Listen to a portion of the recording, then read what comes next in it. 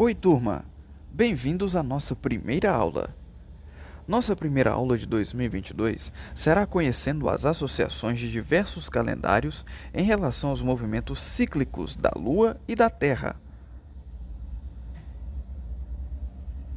Para começarmos, vou fazer algumas perguntinhas para vocês. Vocês sabem que dia é hoje? Vocês sabem quando será o aniversário? O seu aniversário? E os dos seus pais? Quando será nossas tão esperadas férias? Enfim, para respondermos essas e outras perguntas, temos que ter o auxílio de algo que vocês conhecem muito bem, que é um calendário. O calendário é um sistema de contagem e agrupamento que nos mostra os dias, semanas, meses e o ano em vigor. Com ele, várias culturas necessitam de atendimento para necessidades civis e religiosas. Então, gente, o calendário ele serve para, além de nos marcar os dias, as semanas, os meses e o ano em que estamos, ele serve para a gente acompanhar os feriados, vamos dizer assim, né? Para a gente saber o que é religioso, o que é importante na vida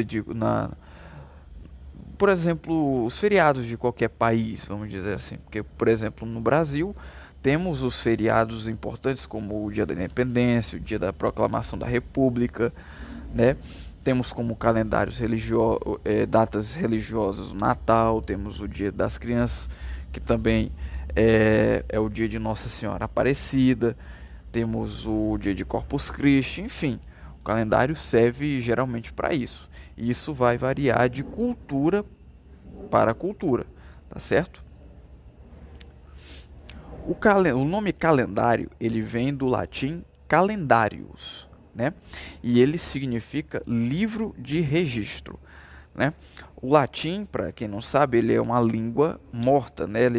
Vamos dizer que ela não existe mais, né? A maioria das palavras que temos atualmente vem do latim. Vocês sabiam disso? Vem dessa língua. Então, como ela é uma língua morta, então a gente buscou reaproveitar algumas palavras, acho que a maioria das palavras, né, para a nossa língua, né, a língua portuguesa. Bem, sobre o calendário, ele é de grande valia para a gente, né, para que possamos nos organizar de forma diária ou semanal, né, e como exemplos temos aí o exemplo da gente não perder uma consulta médica, data, né? Lembrar de comprar aquelas passagens para aquela viagem que a gente está esperando, né? Quando sabe os períodos de feriados, né? Para quem é estudante, quer aproveitar passar o feriado em casa ou sair para algum lugar, enfim. O calendário serve basicamente para isso, para a gente se organizar, né? Para a gente não perder aquele compromisso importante. Bem, e como auxílio, né, para tamanha organização e planejamento, nós podemos usar agendas ou planners, né?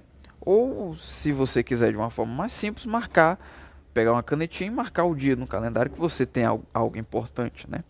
Mas geralmente, né, nessas agendas ou planners, você pode colocar seus planejamentos de forma diária, semanal, mensal e até anual, tá certo? O calendário que usamos nos dias atuais se chama calendário gregoriano. E nós vamos saber o porquê, né, desse nome e o seu surgimento, tá certo? O calendário gregoriano, ele possui 365 dias divididos em 12 meses, né? E esses meses são janeiro, fevereiro, março, abril, maio, junho, julho, agosto, setembro, outubro, novembro e dezembro. Peguei como exemplo aqui o calendário desse ano. Estamos no ano de 2022. Vocês estão percebendo aí que tem os meses, né, os dias e também os feriados logo aqui embaixo, ó. Todos os feriados do ano, tá certo? E também datas comemorativas, que também não são considerados feriados, mas são importantes também.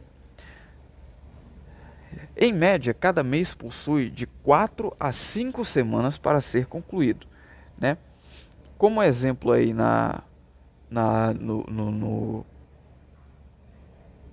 no mês de janeiro aí de 2022, temos aí o mês em que temos aí o início do ano, né? O início no dia 1, né? E dia 1º de janeiro, que foi um sábado. E lá no final do ano, vamos comemorar o ano novo na virada de sábado para domingo, tá certo? E vejam que ali no mês de janeiro tem o número 52. Isso quer dizer que foram os 52 semanas do ano anterior.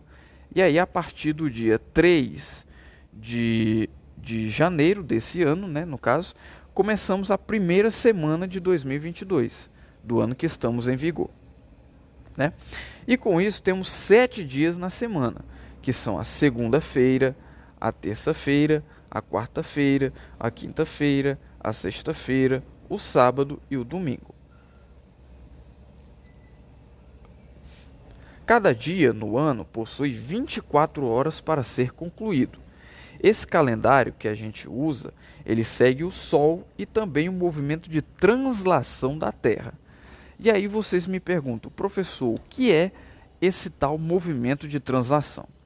Vamos ver agora. O movimento de translação é o movimento que a Terra faz em torno do Sol. Ou seja, a Terra gira em sua própria órbita e ele vai dar uma volta completa no Sol. Aí vocês me perguntam, ele dá a volta todinha no Sol assim que termina o dia? Não, ele vai dar uma volta bem devagar.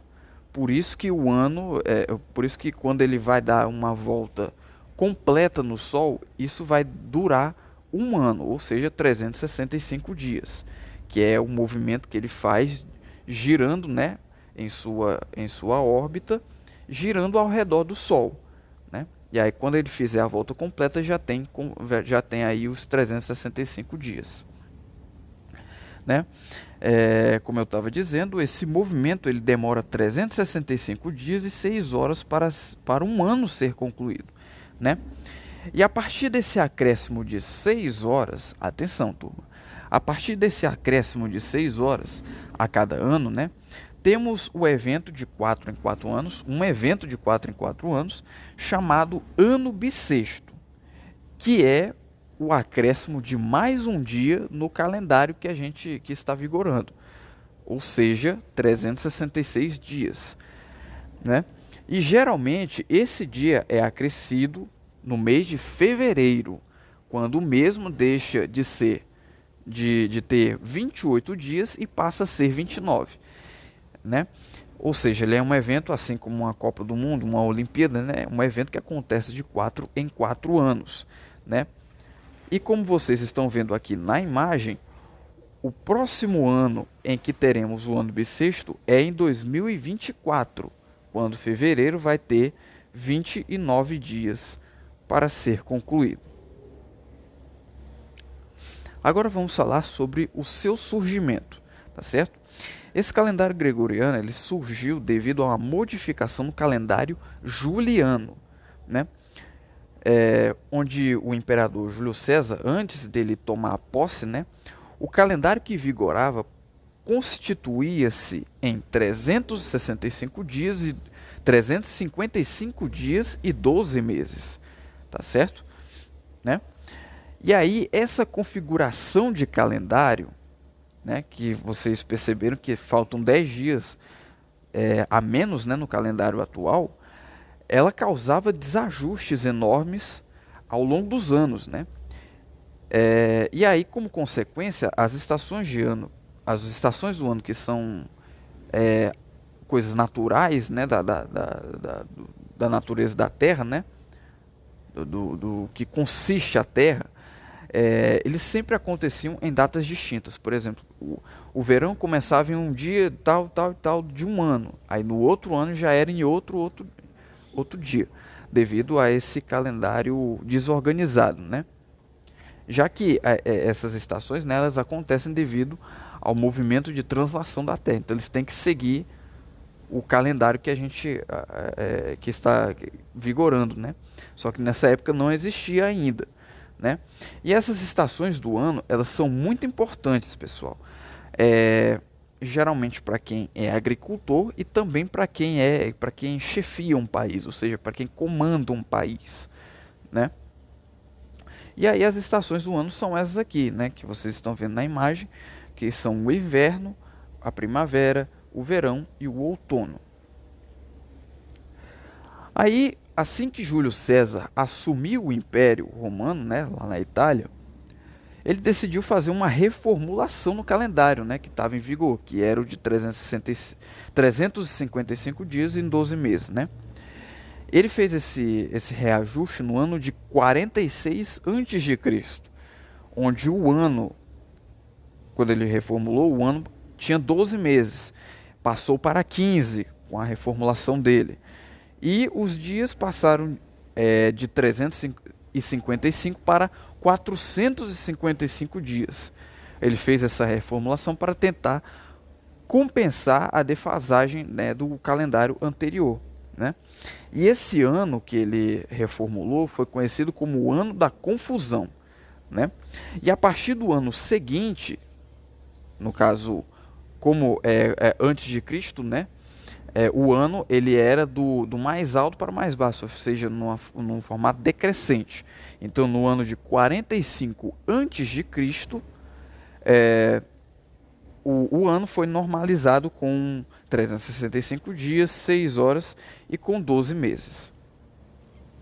E mesmo com todas essas alterações, ainda haviam desencontros entre o ano do calendário, né, do calendário que estava vigorando na Terra, e o ano natural, né, de fato, né, onde no período da Idade Média foram feitas várias e várias tentativas de se solucionar esse problema, né, só que não houve êxito, né.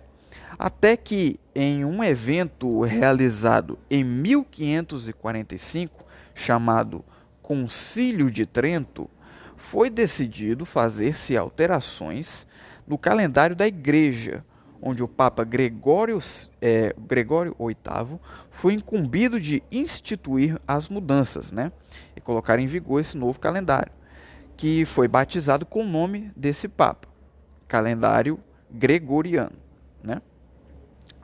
E aí a maior parte do mundo católico, né, já que esse calendário gregoriano é um calendário católico, da Igreja Católica, muitos países, né, do planeta aceitaram essa mudança, né? Só que alguns países não cederam tão fácil, né? Porque eles já estavam acostumados ao calendário que eles tinham, porque muitas culturas do planeta, né, possuem calendários próprios. Por exemplo, a China tem um calendário, só que atualmente ela segue o calendário gregoriano, mas ela tem um calendário chamado calendário chinês, né? Como um exemplo para vocês, né?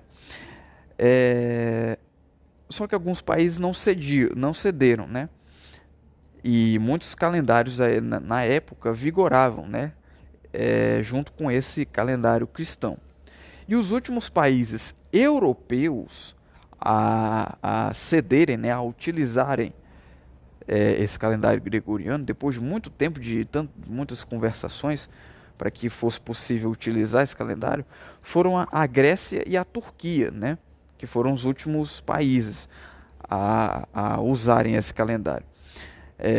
E eles aceitaram, né, de uma forma, vamos dizer assim, recente, ou seja, no século passado, né, que eles aceitaram esse calendário no ano de 1923 e 1926, respectivamente. Quando eu digo respectivamente, quer dizer que a Grécia ela cedeu esse calendário, ela decidiu usar esse calendário gregoriano em 1923 e a Turquia em 1926, tá certo?